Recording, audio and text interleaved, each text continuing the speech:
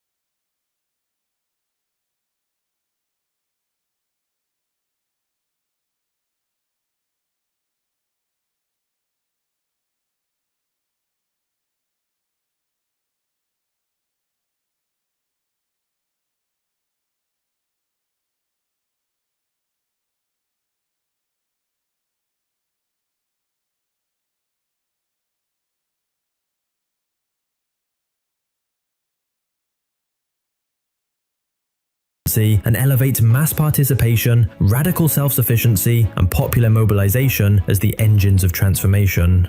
These contrasting paths have each drawn admiration across the continent, with Kagame often cited as proof that stability and technocratic governance can deliver results, while Traoré has ignited the imagination of Pan-Africanist youth by openly challenging former colonial influence and insisting on doing it ourselves. This investigation will compare the flagship infrastructure projects driving change in each nation and place them side by side in a debate-style analysis. From Kigali's paved roads and modern systems to Ouagadougou's volunteer-built highways, the study will examine infrastructure, citizen participation, financing, foreign relations, governance, outcomes, and emerging risks. Ultimately, the question is not which leader is more charismatic, but which model offers a more sustainable path forward, and what lessons Africa can draw as it charts its own road to transformation. Burkina Faso has seized continental attention with a striking ambition to pave more roads in a single year than were constructed across the entire previous half-century. For decades after independence, the country's road network remained painfully underdeveloped, consisting largely of dirt and laterite tracks radiating outward from the capital. By 2014, Burkina Faso had accumulated only about 3,600 kilometers of paved roads in total, a figure that starkly captures the scale of stagnation after more than 60 years of nationhood. Averaged over time, this amounted to roughly 60 kilometers of paved road per year, leaving vast regions isolated, cut off during rainy seasons, and dependent on unreliable transport links. In practical terms, most citizens experience the state not through highways and bridges, but through dust, mud, and distance. When Captain Ibrahim Traoré seized power in September 2022 at just 34 years old, he inherited not only this infrastructure deficit, but also a nation under pressure from insecurity and disillusionment. Almost immediately, Traoré announced a radical departure from past development models, rejecting dependence on foreign loans, foreign contractors, and what he called a colonial mindset of waiting to be saved. His government embraced the principle of endogenous development, a belief that Burkina Faso must rely on its own labor resources and resolve to rebuild itself. In meetings with officials and community leaders, Traoré repeatedly framed the issue in moral terms, asking why the country's gold could leave its soil while its roads remained unpaved. From this conviction emerged what many now describe as a homegrown infrastructure revolution, an attempt to restore sovereignty, dignity, and physical connectivity through collective national effort. The centerpiece of Captain Ibrahim Traoré's strategy is a road construction target that stunned even seasoned observers: roughly 5,000 kilometers of paved roads every single year. In historical context, the ambition borders on the unbelievable.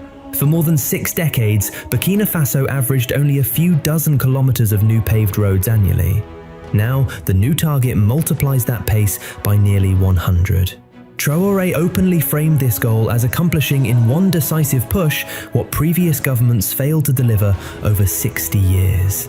Critics quickly dismissed the plan as unrealistic, even delusional, noting that such a pace would set records across Africa and rival output in far wealthier states. Yet rather than retreating, Traoré moved swiftly to demonstrate seriousness by transforming rhetoric into visible action. By early 2024, the government staged a national handover ceremony revealing the physical backbone of this ambition, a fleet of more than 900 heavy construction machines newly acquired by the state. Bulldozers, excavators, graders, dump trucks, asphalt pavers and compactors rolled in long convoys, sparking awe among citizens unaccustomed to seeing such industrial capacity deployed domestically. Traoré formally assigned the equipment to the National Military Engineering Brigade and to local contractors, creating what amounted to a public works army. Crucially, officials stressed that the machines were purchased outright with state funds, not donated or loaned by foreign partners. Most equipment was sourced from Chinese manufacturers and routed through Ghana, allowing Burkina Faso to bypass Western sanctions and reinforce the narrative of self-reliance. At the ceremony, Traoré demanded speed without sacrificing standards, urging rapid execution while warning that poor quality work would end future opportunities. The message was clear. This was not a publicity stunt, but an attempt to build durable infrastructure capable of surviving both time and scrutiny. Beyond machines and numerical targets, the most distinctive element of Burkina Faso's road-building campaign lies in the deliberate mobilization of ordinary citizens and soldiers as active participants in construction. Unlike conventional infrastructure models that rely almost entirely on private contractors, Traoré's approach draws directly from revolutionary tradition, invoking the legacy of Thomas Sankara and the ethic of collective sacrifice for national renewal. Through programs variously referred to as Fasolim, Fasobara, or Fasoniba, meaning construction of the fatherland, the government has called on Burkinabe from every walk of life to contribute labor, materials, or funds. Images circulating across the country show soldiers shoveling gravel, women and elderly citizens pushing wheelbarrows of sand, youth mixing concrete, and school children learning to mold paving stones during holidays. One widely shared story of an 80-year-old woman donating cement from her own savings became a symbol of grassroots patriotism. Traoré himself has reinforced this ethos by personally operating machinery and joining manual labor, signaling a soldier president who works alongside his people rather than above them.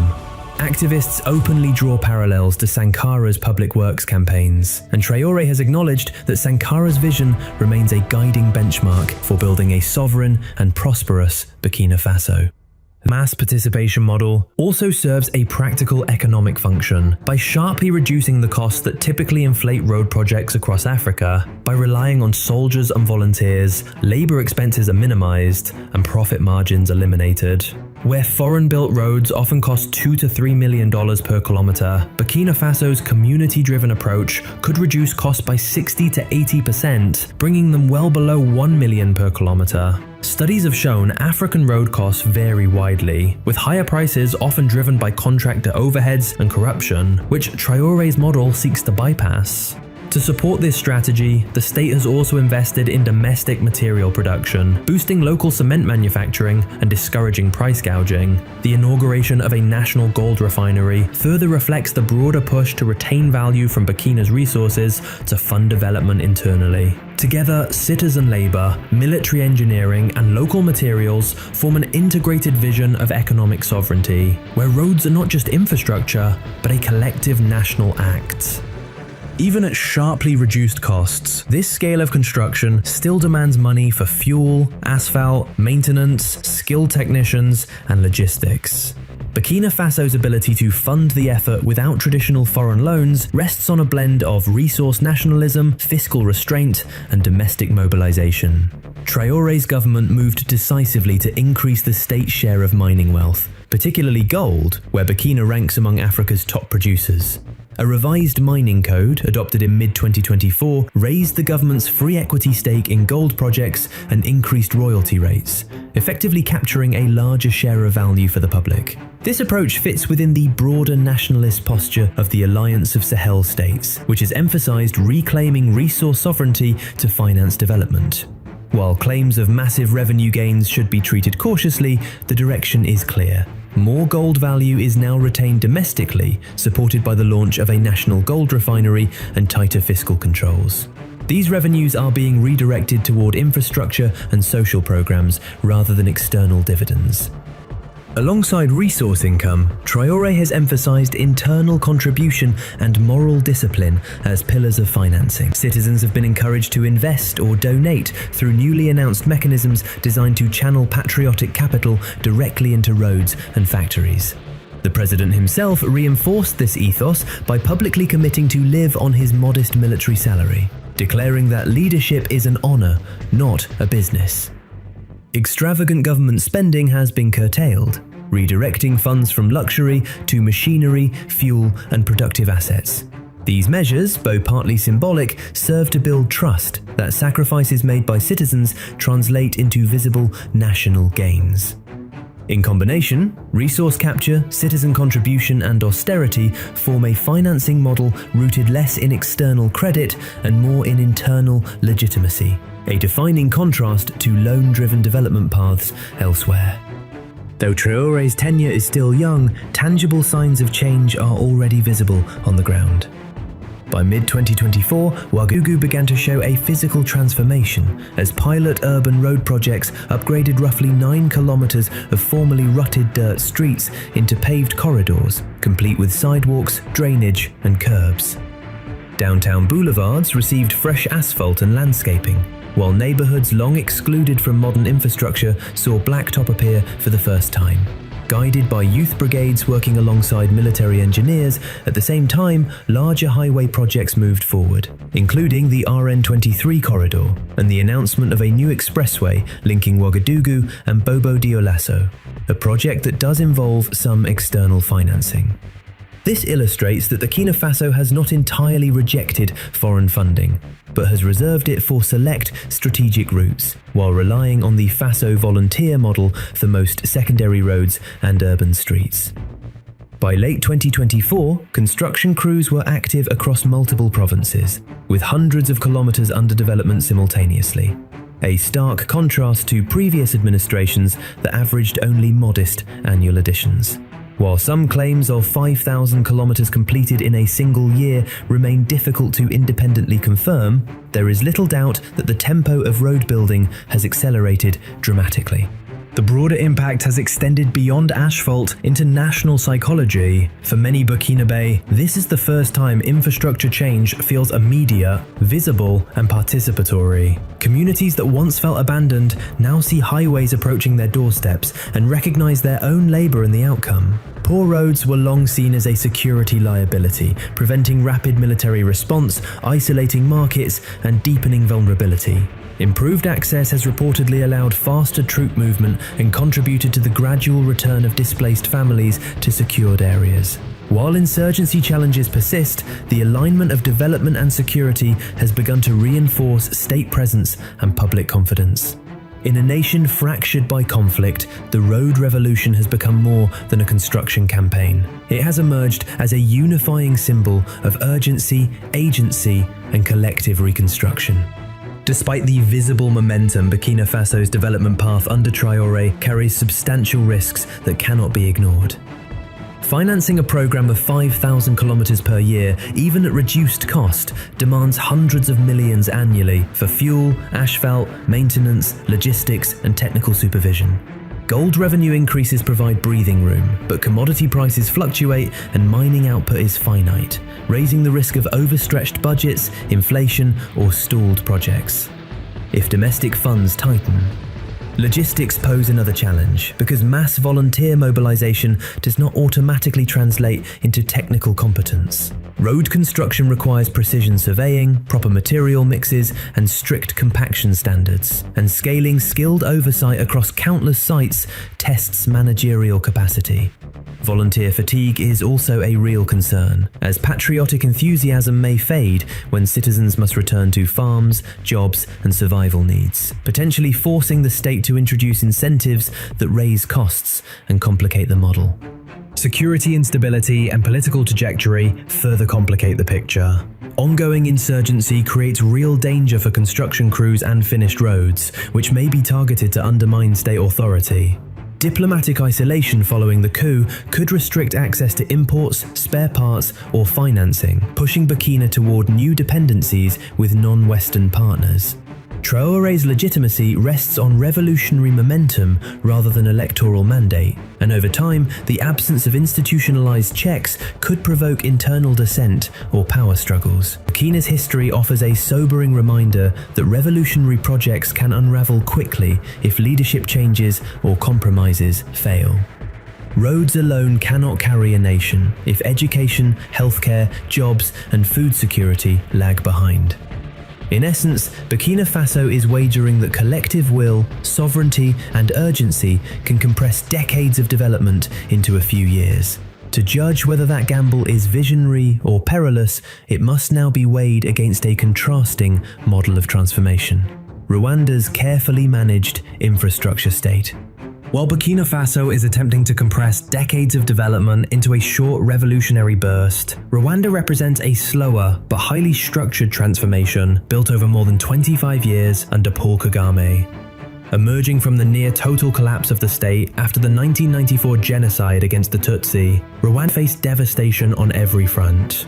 Institutions destroyed, human capital wiped out, and social trust shattered. The post-genocide leadership responded not with mass mobilization or rupture from the global system, but with extreme centralization, discipline, and technocratic control, combined with deep engagement with international partners. Kagame's Rwanda prioritized security first, then administrative capacity, then economic reform, creating a tightly managed state that could plan long-term and execute consistently. Unlike Traoré, Rwanda did not reject foreign aid or Western institutions. Instead, it absorbed them selectively, reshaping donor programs to align with national priorities under the doctrine of ownership. The concept of a gachero, or dignity, was used to argue that aid should support self-defined goals rather than dictate them, allowing Rwanda to remain one of Africa's largest aid recipients while simultaneously projecting an image of self-reliance. This hybrid model enabled Rwanda to finance large-scale infrastructure, roads, health systems, education, ICT, and urban development without overwhelming fiscal stress, while maintaining macroeconomic stability and investor confidence. Over time, Kigali became one of the best planned and maintained capitals in sub-Saharan Africa, with paved roads, drainage, zoning, and public services expanding steadily rather than explosively. Crucially, Rwanda invested heavily in institutions, not just projects, building a professional civil service, performance contracts for officials, and data-driven monitoring systems that tracked results down to village level. Citizen participation existed, but in a structured, compulsory form, such as Umuganda, monthly community service, rather than spontaneous volunteerism, turning civic duty into routine governance rather than revolutionary fervor. The cost of this model has been political openness. Rwanda's development success has come alongside restricted political space, tight media control, and limited tolerance for dissent. Where Burkina Faso emphasizes sovereignty through rejection of external dependence, Rwanda emphasizes sovereignty through control and negotiation within global systems. Rwanda's approach minimizes short-term volatility and maximizes predictability, but risks stagnation if innovation becomes too centralized, while Burkina's approach maximizes momentum and legitimacy, but risks exhaustion, fiscal strain, and institutional fragility. These two paths reveal a core dilemma in African development, whether transformation is best achieved through disciplined, incremental state building integrated with global capital, or through radical self-mobilization that seeks to break dependency outright. And it is this tension that will define which model proves more resilient over time. In the aftermath of the 1994 genocide and civil war, Rwanda stood on the edge of collapse. Infrastructure was destroyed, institutions were barely functioning, and the country carried deep psychological scars. Under Paul Kagame's leadership, the first priority was not spectacle, but survival. Security had to be restored, borders stabilized, and the idea of a functioning state rebuilt from almost nothing. By the late 1990s, armed incursions have been largely contained, allowing the government to shift from crisis management to long-term reconstruction. This transition was formalized through Vision 2020, a national roadmap designed to turn Rwanda into a middle-income country through disciplined governance, infrastructure investment, and human development.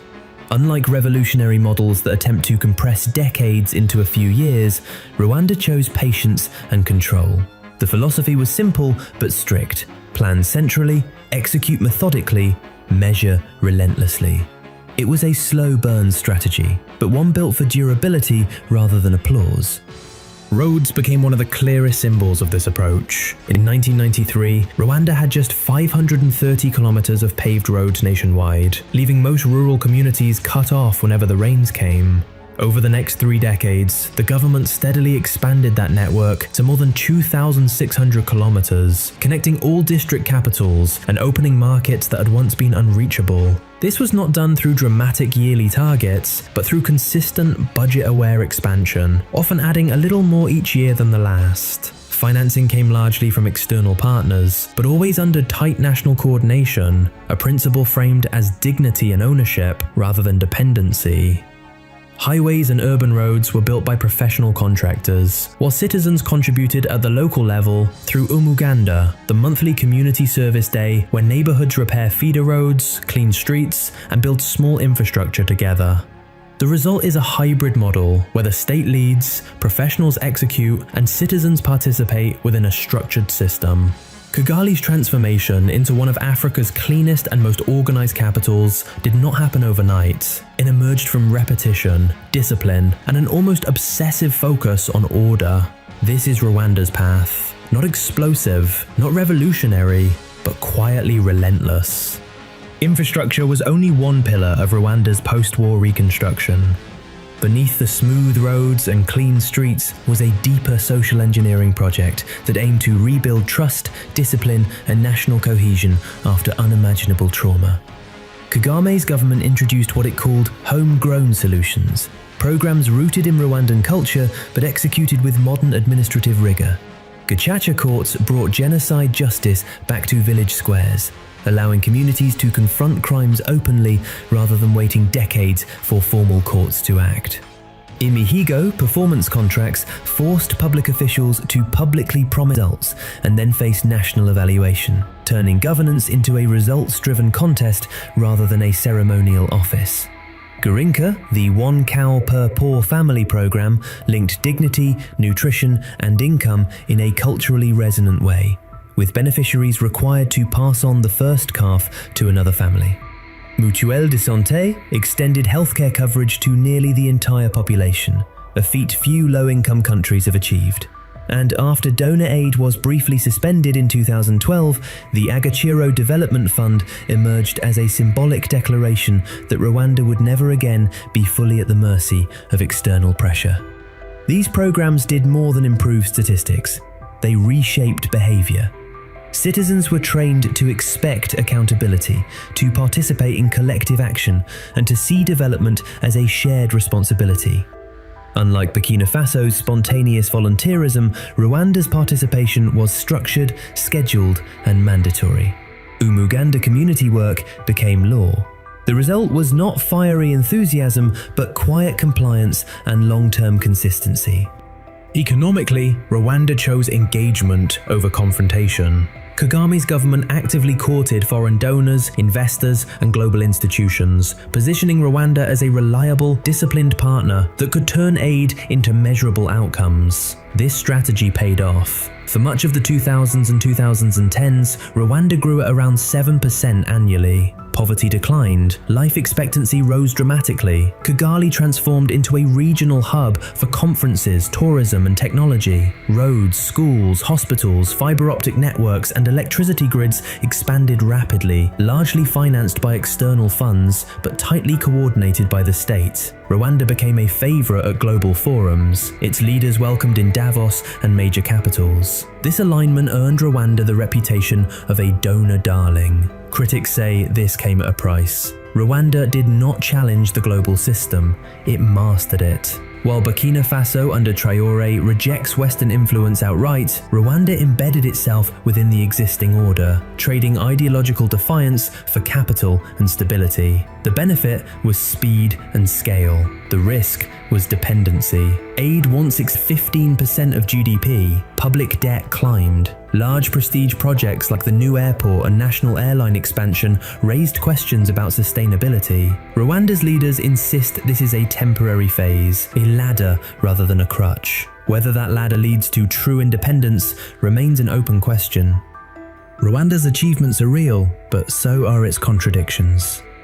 The same state capacity that delivers roads and clinics also suppresses dissent. Elections routinely return Kagame with near-total victories, figures that strain credibility even among supporters. Opposition figures are jailed, exiled, or silenced. Independent media is constrained. Civil society operates within narrow limits. Rwanda's defenders argue that stability after genocide required firm control, that freedom without order would have led back to chaos. Critics counter that development without freedom carries moral and long-term risks. Human rights organizations document fear, surveillance, and repression beneath the surface of prosperity. Economically, while Kigali shines, rural poverty and malnutrition remain widespread. Millions still struggle with food insecurity. Youth unemployment looms. Rwanda's success is uneven, concentrated, and tightly managed. Regionally, allegations of involvement in Eastern Congo complicate the narrative further, raising uncomfortable questions about whether Rwanda's gains are entirely domestic in origin. In short, Rwanda demonstrates that an effective authoritarian state can deliver development, but it also shows the cost of that efficiency. Burkina Faso, under Ibrahim Traoré, represents a radically different gamble. Where Rwanda built quietly with spreadsheets and donor coordination, Burkina is building loudly with shovels, soldiers, and songs. Traoré's legitimacy flows not from institutions but from participation. Citizens see themselves as builders, not spectators. Roads are not government projects, they are communal achievements. This generates an emotional bond between state and society that Rwanda's bureaucratic model rarely produces. But it also carries immense risk. Volunteer enthusiasm can fade. Technical mistakes can multiply. Funding based on resource nationalism fluctuates with commodity prices. Security threats remain acute. Governance structures are still embryonic, heavily dependent on Traoré's personal authority and charisma. Rwanda's model is institutionalized. Burkina's is still forming. One is a machine, the other is a movement. Both sideline liberal democracy. Rwanda disguises it. Burkina openly suspends it. Both argue development must come first. History offers examples where this logic worked, and others where it ended badly. So, which path leads to a brighter future? In the short term, Rwanda's trajectory is more predictable. Its institutions are strong, its partners established, its growth steady. Burkina's path is volatile, but electrifying. If Traoré succeeds, Burkina could compress decades of development into a generation, and inspire a continent hungry for dignity and self-reliance. If he fails, the collapse could be swift and painful. Rwanda is a train on tracks. Burkina is a rocket at launch. Perhaps Africa's future does not lie in choosing one over the other, but in learning from both. From Rwanda, the value of discipline, planning, and institutional strength. From Burkina, the power of popular ownership and sovereignty. Development is not only about roads and GDP, it is about who builds, who decides, and who benefits. As these two nations continue forward on different roads toward the same destination, the world is watching. Not to judge which is right, but to understand what is possible when Africa chooses, in different ways, to rise on its own terms.